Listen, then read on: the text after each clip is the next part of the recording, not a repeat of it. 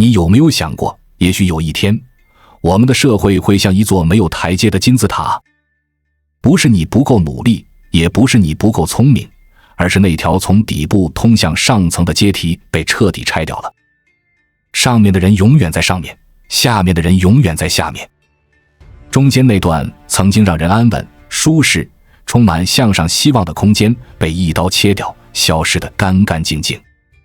说出这种预言的不是街头吆喝的危言耸听者，而是一个曾经在 Google X 任高管，亲眼见过最前沿科技雏形的人 Amol Gaudat。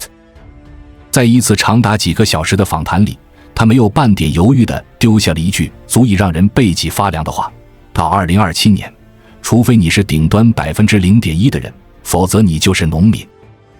他口中的农民不是传统意义上在土地上劳作的人，而是一种现代化的身份象征。你不掌握生产资料，不参与重大决策，甚至连生活的框架都由别人替你规划好。你的命运完全系在那极少数掌权者的体系之中。很多人一听会笑，这听起来像是一出夸张的末日剧本。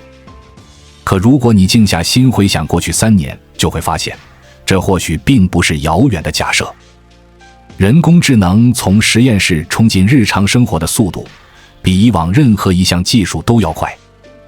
3年前，你可能还觉得 AI 是给科研人员或极客玩的高端玩具，如今它在翻译、写报告、做设计、法律审查、医学影像诊断、投资分析等领域，已经干得越来越像一个不知疲倦的全能助理。但这还只是热身。Amol说，真正的分水岭在于 AGI 通用人工智能的落地。过去的 AI 是窄域的，你给它规则，它按照规则完成任务，就像一把功能固定的工具刀。而 AGI 则是通才，它不仅能执行，还能自我学习、自我修正、自主制定目标。它能发现问题、解决问题，甚至能发明出你从没想过的解决方案。这意味着 AGI 不会只盯着底层岗位动手，它会直接切入到人类一直以为安全的高新区。医生的影像分析，律师的合同审查，建筑师的施工图设计，金融分析师的市场预测，乃至企业高层的决策制定，这些看似需要多年经验与判断的领域，在 AGI 面前没有天然的保护墙。在以往的技术革命中，高技能白领常常能安全度过，因为他们的工作需要复杂的认知与判断，机器很难完全取代。可在 AGI 时代，这个安全区将瞬间消失。当你习惯了用它来节省时间、提高效率的时候，企业也会开始计算另一道账。既然 AI 能完成7-8成的工作，为什么还要付出全额的人力成本？这就是 Amol 所说的中产阶级消失的开端。它不是一夜之间的崩塌，而是一个带着加速度的滑坡。在最初的阶段， AI 被当作得力助手，律师用它来先行筛选合同条款，节省助理律师几天的工作量；工程公司用它生成设计初稿，让团队有更多时间讨论优化。每个人都觉得它是帮忙，而不是替代。但当它的准确率、速度、覆盖面不断提高，企业发现完全依赖 AI 完成大部分任务，成本更低，出错率甚至更小。当替代率超过某个临界点，人类员工从必要变成了可有可无。而这只是第一波冲击，第二波冲击更让中产无处可逃。想象一下，你原本是年薪50万的项目经理， AGI 抢走了你70%的价值，公司会问自己，为何不找一个年薪10万的初级经理配合 AI 完成剩下的部分？于是高收入岗位的人被迫降薪，进入原本属于中低收入层的职位。当原本的顶层工人向下挤压，底层的人自然被直接挤出市场。第三波是缓冲带的彻底塌陷。过去的社会像一个稳固的金字塔，上层的资本掌握者，中间的中产阶级支撑经济循环，底层是规模庞大的劳动阶层。中产阶级既消费又生产，是社会稳定的压舱石。但当这块缓冲带被压缩甚至抽空，社会结构会变成尖锐的对立，一小撮顶端的掌控者和庞大的依附性群体。最后是心理的反转，经济上的失衡会慢慢渗透到认知里，大多数人会接受一个让自己舒服但彻底放弃向上机会的结论，反正我爬不上去了，那就降低要求吧。这就像温水煮青蛙，你不再计划买房，不再谋求晋升，不再投入长期学习，因为你觉得这一切都不值得。而这种心理降级一旦普遍化，就会让阶层固化的比经济冲击更快。在 Mo Goldach 的预言中，2027年之后的世界将进入一个截然不同的生态。中产阶级的缓冲带不复存在，社会分裂为两个极端，顶端的极少数和底层的绝大多数。而这绝大多数就是他口中被称作农民的人群。这里的农民不是耕田种地的农耕身份，而是一种彻底依附的生活方式。在这种状态下，你不再是独立的经济个体，而是被系统化、平台化、算法化管理的节点，你的选择、收入、消费乃至社交都被无形的规则所限制。他们的收入结构发生了根本变化。在过去，工资是人们生活的核心保障，它不仅是你的现金流来源，也是你对未来的信心。你知道，只要努力工作，就能有稳定的收入，储蓄、投资、改善生活都可以按计划进行。可在 AI 主导的时代，工资的意义被重塑，它变成了一种留在体系里的激励补贴，金额被精准计算，只够维持你在系统中运转，不至于退出，但远远不足以积累资本。想象你在一家由 AI 统筹运营的物流公司工作，你的任务是按照 AI 派单完成配送。系统会根据市场情况、天气、交通和客户需求动态调整价格，确保你一天的收入维持在某个固定区间，多干一点，价格就会被压低；少干一点，任务量会增加。你永远无法真正多赚，因为你的收入早已被算法精确锁定。他们的职业形态也发生了变化，传统意义上的单位消失了，不再有人一进公司干10年、20年，积累资历和人脉。取而代之的是平台化的任务模式。今天你接到一单临时的设备检修，明天可能是临时仓储管理，后天则被派去做一场活动的现场协调。每个任务都短促、临时、无保障，缺乏晋升阶梯和长期积累。表面看，这种模式似乎带来灵活和自由，你可以选择什么时候接单，做什么任务。但在现实中，这种灵活只是幻想，真正的主动权在平台手里，它能随时调整派单规则、任务定价，甚至直接将你排除在接单名单之外。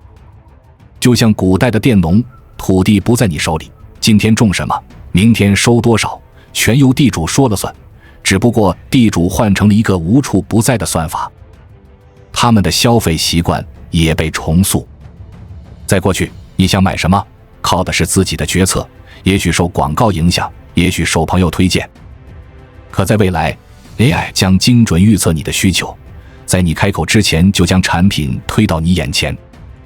他知道你的收入状况、健康数据、兴趣喜好，甚至知道你在什么情绪状态下更容易消费。于是你会发现自己购买的东西永远停留在够用但不超出的档次，不会太差以至于抱怨，但也不会好到让你减少复购。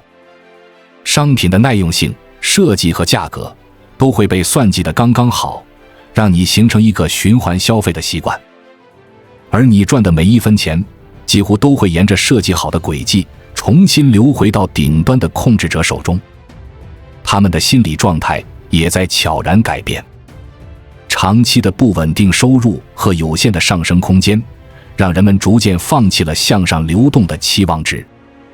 当你不再相信努力能改变命运，生活就会变成最低欲望的生存模式，只求活下去，而不再追求更好。这种心理上的降级比经济困境更可怕，因为它会让整个社会失去动力。在我们进一步探索之前，我们有一个激动人心的消息要告诉大家，我们已经开通会员功能了。现在您可以加入我们的会员大家庭，享受会员专属影片和更多独家内容。别忘了关注才知道，并点击小铃铛，我们将继续揭示更多关于金钱的真相，助你迅速实现财务自由。Mo 说，这就是农民化的本质，一种被系统化驯化的生活状态。你看起来自由，却被看不见的手控制，你以为自己在选择，其实是在被选择。更残酷的是，这种状态不是短暂的阵痛，而是一个将持续10年以上的地狱期。Mo Goddard 把2027年之后的12到15年称为地狱期，并强调它几乎不可避免。首先，技术发展的速度是指数级的，而制度的适应速度是线性的。人工智能的升级迭代可能以月为单位完成，但法律、教育、社会保障体系的更新却要以年为单位。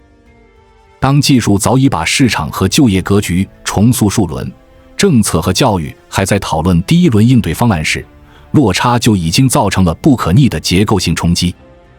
其次，掌握 AGI 的主体是资本集团，而资本的本性是逐利。当 AI 能替代人类工作，省下的工资就变成利润。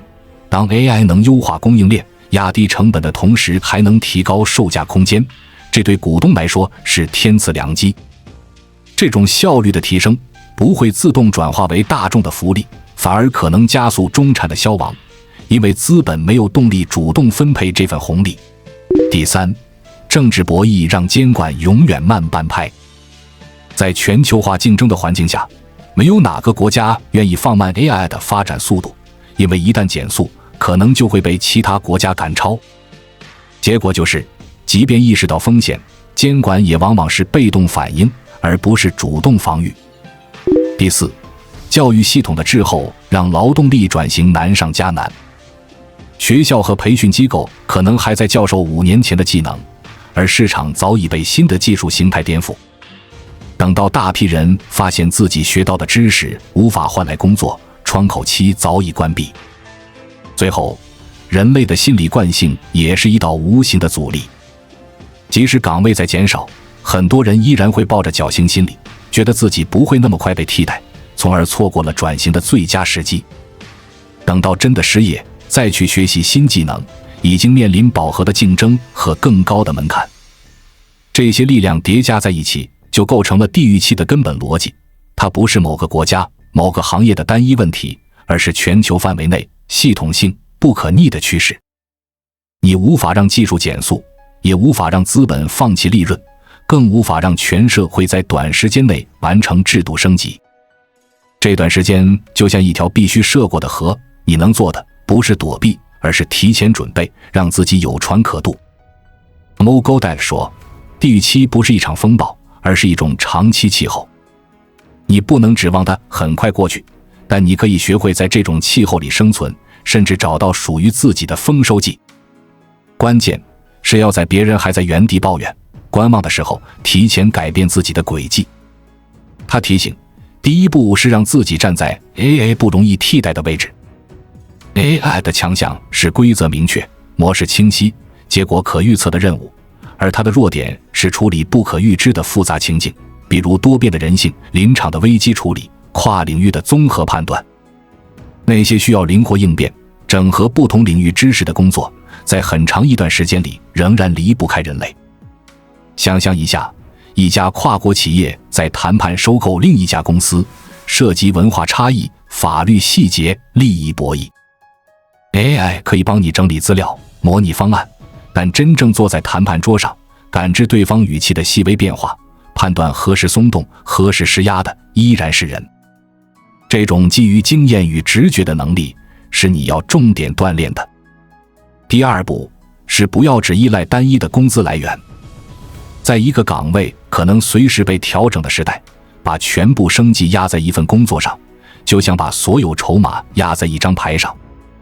你需要在生活中逐步增加其他收入渠道，可以是资产性收入，比如长期持有的股票、债券、租赁物业，也可以是技能变现，比如提供专业咨询、参与短期高价值项目、拥有可授权的专利。他们一开始也许不多，但随着时间复利，会在关键时刻成为你的安全点。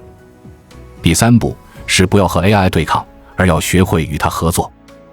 你不是要证明自己比它强，而是要让它成为你的倍增器。如果你是一名高端维修师，可以用 AI 提前诊断问题，再用自己的经验完成精准维修。如果你是国际物流协调员，可以让 AI 优化线路和时间表，自己则集中处理突发事件和客户关系。在这种模式下， AI 替你节省时间和精力，而你用这些精力去完成它做不到的事。第4步是要主动掌握一些稀缺的、看似传统的技能。在未来的极端自动化社会里，很多传统技艺会被放弃，而正因为放弃，它们会变得稀缺。比如精密的钟表修复、高端木工定制、特种焊接、古建筑修复，这些领域的专家数量会越来越少，但当有人需要时，愿意为此支付的价格只会更高。第5步是让自己在任何合作关系中都保留谈判筹码。这不只是能力问题，也是战略问题。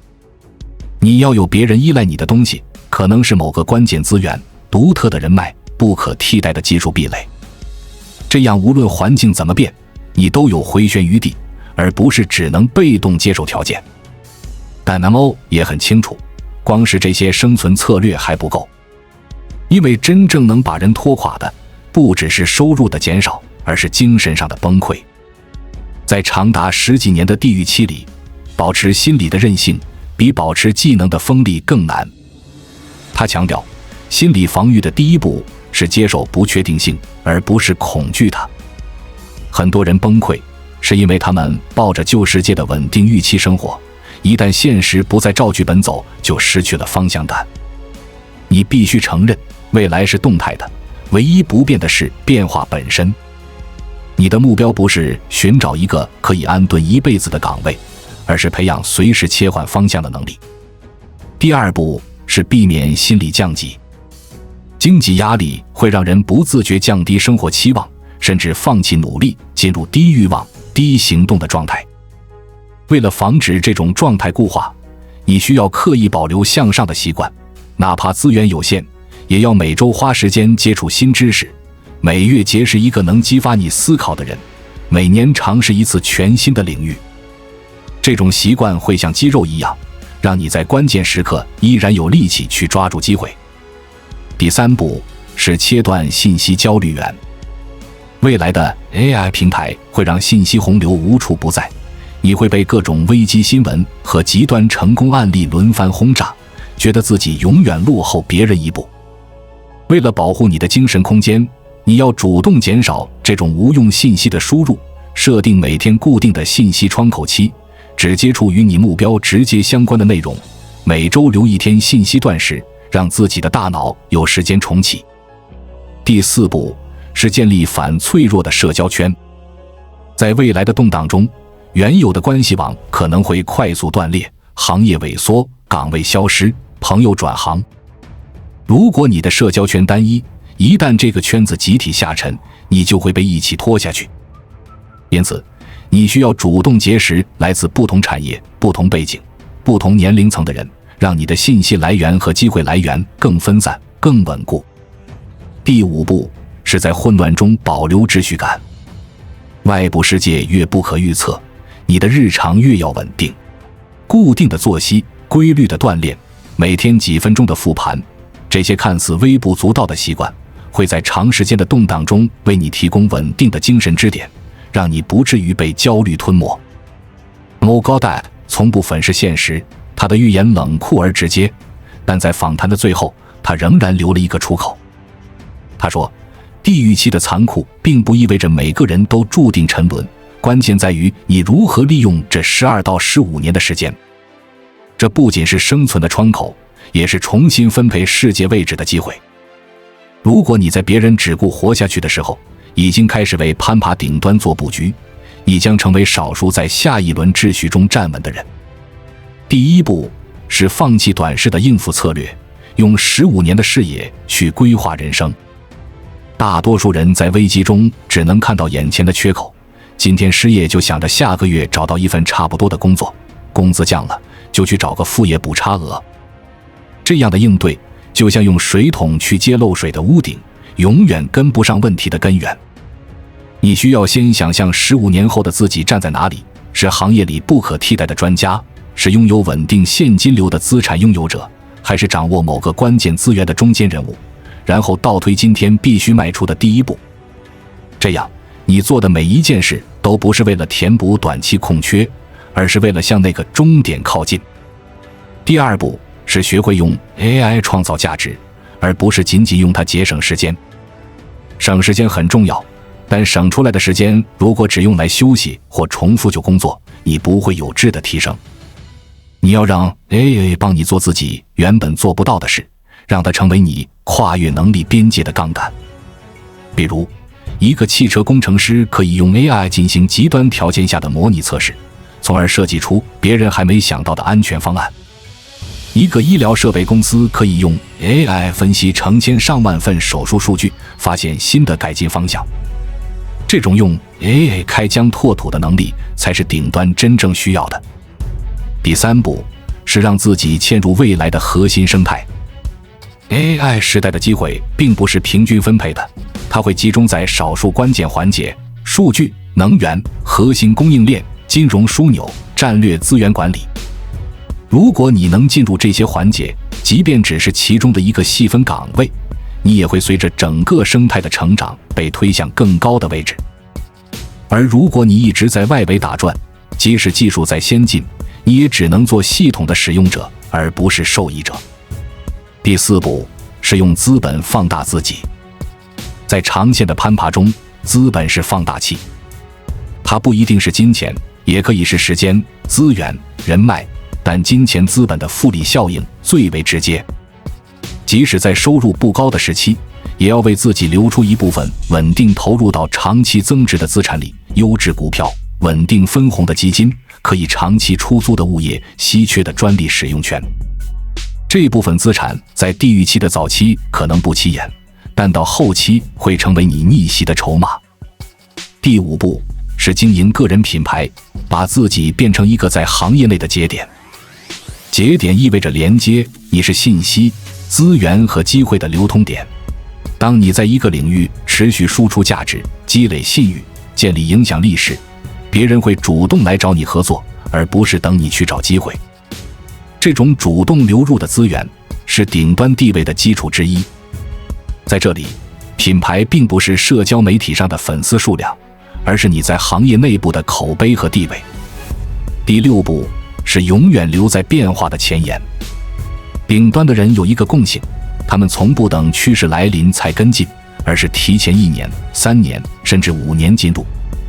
他们每年都会抽出时间接触陌生领域，参加高规格的行业会议，阅读第一手的研究成果。这种提前布局的习惯，让他们在趋势刚露苗头时就已经站位，而等到趋势变成主流，他们已经成了主流的一部分。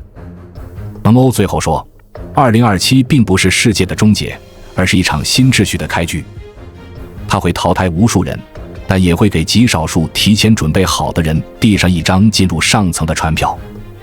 关键在于，你是等船靠岸时才开始跑，还是早早站在码头，甚至自己造了一条小船。他停顿了一下，补了一句让我印象很深的话：牌局已经开始，大多数人还在喝茶聊天。当他们发现自己没座位时，游戏已经打到一半了。